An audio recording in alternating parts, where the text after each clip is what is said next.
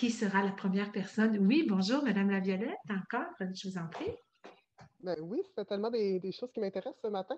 Merci Stéphanie pour ta présentation. Et puis moi, je me Merci demande. à vous pour votre écoute. Ah, mon Dieu! Et puis, moi, ce que je me demande, c'est que, étant donné le contexte qu'on le sait que les infirmières sont vraiment genre surmenées, puis écoutez, Oui. ils ont du travail d'infirmière à faire, puis faire des piqûres, puis tout ça. Je me demande si, tu sais, c'est vraiment leur rôle. Oui, c'est le rôle de tout le monde de faire du développement durable et de faire la promotion, j'imagine, si on veut. Mais est-ce que c'est vraiment, tu sais, mettre une charge de plus sur les infirmières? Ouais. Puis là, les 9 pratiques là, que tu présentais un petit peu plus tôt, je regardais ça, je me disais, bon, peut-être qu'il y en a vraiment, tu sais, bon, il y en a qui sont dans le Guide alimentaire canadien, comme tu l'as souligné, mais est-ce qu'il y en a d'autres qui seraient peut-être plus proches de la pratique infirmière que, mettons, réduire le plastique, là, mettons. Tu sais, Oui, ben, en choisir une coupe, ce serait lesquelles que tu choisirais? en fait, je vais y aller en deux volets parce que je trouve que la question a quand même deux volets. La première, c'est est-ce que c'est le rôle des infirmières?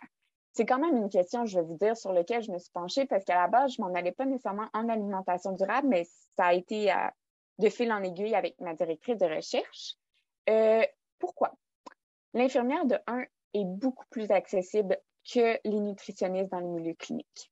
C'est difficile d'avoir accès à un nutritionniste, souvent, surtout privé, il faut payer et tout, tandis que souvent, la personne qu'on voit le plus régulièrement dans les hôpitaux, c'est les infirmières. Alors, même si on fait des initiatives au milieu clinique, souvent, c'est plus les infirmières qui vont devoir avoir les connaissances et compétences pour répondre aux questions des patients.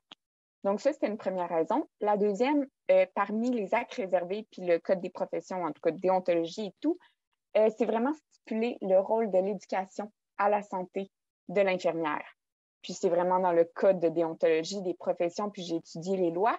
Puis selon ce que ça dit, c'est que justement, étant donné en ce moment l'impact des enjeux climatiques sur la santé des populations, c'est vraiment prouvé que plus ça va aller, pire ça va être. Puis dans son rôle d'éducation, puis par son code de déontologie, elle est demandée à essayer de prévenir ça. Donc, moi, je dirais que oui, c'est dans le rôle de l'infirmière. Est-ce que c'est son premier rôle dans le milieu de soins? Peut-être pas, mais d'avoir les connaissances et compétences pour au moins pouvoir l'intégrer puis démarrer des initiatives, c'est là qu'on trouvait ça pertinent, surtout par sa place privilégiée, je dirais, puis le sentiment de confiance et tout qu'elle développe avec les patients. Sinon, volet 2. Au niveau des recommandations, dans le fond, que moi, personnellement, parce que je reste infirmière de profession, donc c'est sûr que malgré mon petit dada de recherche, j'ai quand même aussi sondé les fameuses 9 recommandations. Justement, augmenter la consommation de protéines végétales, fruits et légumes, hyper facile. Tous nos patients diabétiques, c'est de base. Tous les patients atteints de maladies chroniques, c'est de base aussi. Même les enfants, on essaie de valoriser ça. C'est sûr que des personnes qui vont avoir des carences alimentaires et tout, il peut y avoir différentes diètes, mais auprès de la société générale, je dirais que celle-là, elle est facile. Même chose pour pour réduire la consommation de protéines animales. Ça se fait super bien. La recommandation 4, acheter des aliments frais, moins transformés possible, réduire la consommation d'aliments transformés, moins sucrés aussi. C'est facile parce qu'on conseille de plus en plus de cuisiner maison. Diminuer le sodium, ça se rejoint super bien. Même chose pour acheter des aliments sans emballage. Plus il y a des emballages, plus l'aliment est transformé. Alors, la recommandation 5 vient avec ça aussi. Les aliments de saison et locaux sont souvent reconnus pour avoir plus de vitamines, de minéraux. Donc, on peut l'apporter aussi sur un autre point avec ça. Manger moins avec modération, ça dépend toujours de la situation de la personne, mais pour ça, ça peut être pratique. Sinon, c'est sûr que tout ce qui est commerce équitable, ça devient plus des enjeux de justice, égalité sociale et tout. Donc, celle-là serait plus difficile, mais je dirais qu'on a quand même un bon 6 recommandations sur 9 qui est facile d'intégrer. Puis ça dépend toujours de la façon qu'on le fait, mais on pense que j'ai aussi travaillé beaucoup en diabète, puis l'approche motivationnelle de dire aux patients de manger, bon, manger moins de jambon le matin. Oui, mais ma femme a fait ça parce qu'elle m'aime. Oui, mais il faudrait réduire, mais le dire qu'on le fait pour un bien qui est plus grand que soi, par une autre approche motivationnelle, parfois, c'est ce qui aide les patients à faire un pas et non parce qu'ils font mal ça. Donc, On aurait oups, je peut-être parle quelques trop, hein, autres questions. Stéphanie, je par suis désolée. Merci beaucoup. Il y avait M. Metaniapon, Étienne Berton, notre directeur. Je pense qu'il y a une autre question. Donc, peut-être on peut poursuivre, s'il vous j'avais plaît. fini, je peux parler des heures C'est là-dessus. fascinant, c'est fascinant. Je vous en prie, M. Metaniapon, est-ce que vous souhaitez prendre la parole? Ou sinon, Étienne? Excuse-moi, Karine, je pense que Edem avait la Ah, main levée, Eden, s'il vous notre collègue à plaît, oui. l'Institut. Donc, Merci, merci beaucoup. Merci beaucoup, Karen. Merci, Étienne. En fait, j'aurais deux questions. Une question Oui. pour Caroline et une autre question pour Stéphanie. La première question, en fait, pour Caroline, c'était de savoir concrètement si tu faisais un lien avec les organismes communautaires. Par rapport à ce que tu as décrit tantôt, je me dis que ça pourrait être utile peut-être pour la suite de ton projet, pour mieux faire passer le message. Ça, c'est pour Caroline. Et du coup, est-ce que je laisse Caroline répondre avant de peut-être poser la question à Stéphanie? S'il vous plaît. OK, parfait. Mais oui, organisme communautaire nécessairement. Puis ILO est très impliqué au niveau du communautaire, notamment à travers les tables de quartier de chaque arrondissement. Donc, le communautaire, c'est un peu la porte d'entrée pour mobiliser les gens. Donc, c'est inévitable. Donc, c'est pris en compte. Oui. D'accord. Merci beaucoup, Caroline. Stéphanie, moi, j'ai une toute petite question. Dans ton explication, j'avais comme l'impression que sur le long terme, les infirmières pourraient jouer le rôle des nutritionnistes. Est-ce que c'est ce qui est prévu ou on ferait toujours la distinction pour que les infirmières n'intègrent pas peut-être le domaine des nutritionnistes? Ce Merci. serait vraiment pas un but d'intégrer la profession, puis c'est pour ça qu'on voulait vraiment des lignes directrices claires et spécifiques pour les infirmières.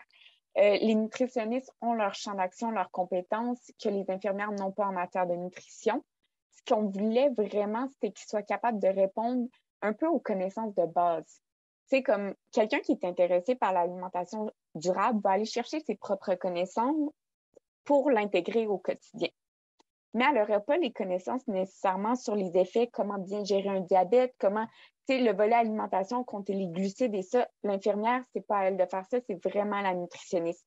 Ce qu'on voulait, c'est qu'elle soit capable d'intégrer dans ses conseils parce que l'infirmière, je vais vous dire, on donne des conseils alimentaires à tous nos patients.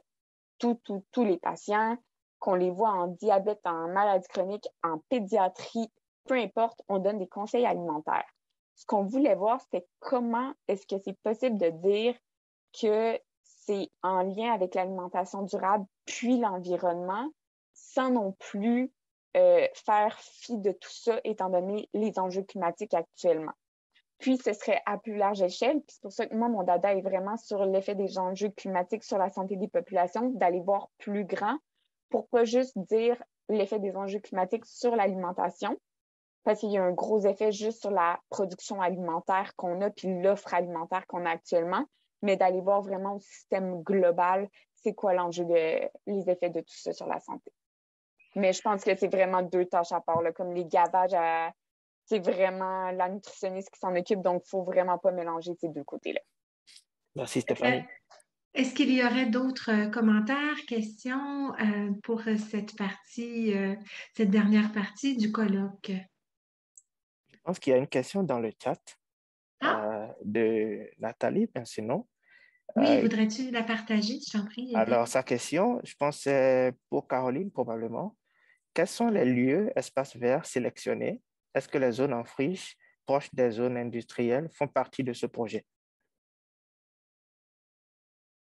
Oui, ben, en fait, c'est comme un projet qui est un peu collectif, donc tous les espaces qui peuvent servir à ce projet collectif-là sont pris en compte. Là, j'ai l'impression, est-ce que vous parlez des zones industrielles, donc un peu de mobilisation 6500 et tout ce qui se passe autour de Raymond Logistique par hasard? Oui, bonjour. Oui, ça pourrait être ça. Mais c'est toujours les zones les plus difficiles. Vous parlez du choix de Montréal-Est. Donc, c'est une zone qui est très, très minéralisée. Donc, de par les photos que vous avez présentées, on voit que c'est des écoles, des jardins communautaires. J'avais plus l'impression que c'était les lieux proches des quartiers, mais il reste que les îlots de chaleur sont fortement dans la zone est de Montréal. À l'origine de cela, c'est des zones minéralisées proches des autoroutes, tout ça. Donc, je voulais voir de quelle façon les zones les plus cruciales étaient touchées par votre projet. Oui.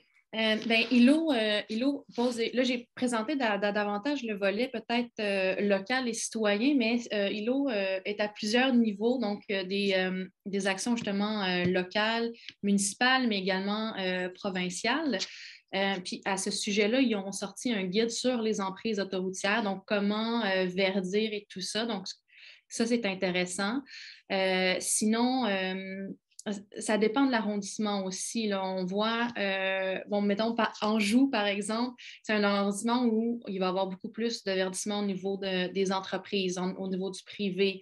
Tandis que dans d'autres arrondissements comme Rosemont, comme Montréal-Nord ou comme Mercier-Hochelaga, c'est la communauté qui va se mobiliser davantage. Donc, on va aller plus, comme vous avez dit, là, les écoles, les coopératives d'habitation qui participent beaucoup aussi. Fait que ça dépend vraiment. C'est les gens, en fait, qui sollicitent l'aide d'ILO et le financement d'ILO. Et l'inverse est possible aussi, mais un peu moins fréquent. Donc, d'accord. Ça répond à ma question. Merci. Merci. En fait, peut-être une toute dernière question avant de glisser vers la clôture. Jésuel, vous auriez une question, je crois. Oui, une toute dernière question pour Caroline. Comment organisez-vous pour assurer le suivi de plantation? Oui, bien ça se fait au niveau de la campagne. Comme il coordonne, en fait, puis ILO, comme j'ai mentionné, c'est pas celui qui fait les projets, mais il coordonne. Donc, il va y avoir plusieurs autres organismes qui vont être mobilisés dans un projet de verdissement seulement. Donc, on pense à Sauverdi, par exemple, à Sentiers urbains, qui vont apporter les végétaux et tout ça, qui vont faire la journée de plantation, puis qui vont s'assurer du suivi aussi. Mais dans cette journée de plantation-là, comme on développe ce savoir et ce savoir-faire avec les individus, ensuite, ils sont capables, eux, ils sont plus à même là, de reprendre le projet et de le rendre périn, finalement, de s'assurer qu'ils vont s'en occuper. Tu sais. Mais donc, ILO ne fait pas le suivi. Il y a d'autres organismes qui sont là pour ça, qui sont mobilisés pour ça aussi. Merci beaucoup, Caroline. On voit que vos communications, vos recherches génèrent beaucoup d'intérêt et d'enthousiasme. Avant de laisser la parole, le mot de la fin à notre directeur, le directeur de l'Institut, Étienne Berthaud, j'aimerais simplement vous rappeler qu'il est toujours possible de devenir membre de l'Institut. Pour avoir des informations à cet effet, on vous invite à communiquer avec nous. Maintenant, Étienne, je te laisserai bien entendu le mot de la fin. Merci beaucoup, Karen. Merci pour ta présidence d'atelier. Écoutez, je voudrais vous remercier tous les trois. Ça a été de belles présentations. J'aurais eu des questions pour chacune et chacun d'entre vous. J'espère qu'on pourra indirectement les aborder dans le bloc qui suit, où on va se retrouver entre conférenciers. Donc, notre colloque s'est déroulé sur 2 demi-journées, donc une demi-journée et demie. On a eu droit à une belle illustration de la nécessité d'une pratique interdisciplinaire, vraiment. En action climatique. Donc, je voudrais vous remercier. Vous avez tenu le temps. Les professeurs ne peuvent pas en faire autant, malheureusement. Enfin, je parle pour moi. Donc, ça nous rappelle aussi l'importance, puis les colloques de l'Institut servent à ça aussi. Ça nous rappelle l'importance de donner la parole à la relève et aux collègues étudiantes et étudiants. Donc, je suis content de voir à quel point vous êtes autant collègues membres de l'Institut que collègues collaborateurs, donc de l'extérieur, combien vous êtes dynamiques. Donc, je voudrais vous remercier sincèrement. Également à tous ceux qui ont assisté, qui étaient avec nous hier et ce matin. Ça fait partie de la mission d'un institut universitaire, tout comme pour un centre de recherche, mais un institut universitaire est fondamentalement interdisciplinaire. On doit travailler avec les partenaires et avec les collègues de la relève. Donc, merci beaucoup. Ça a été très agréable.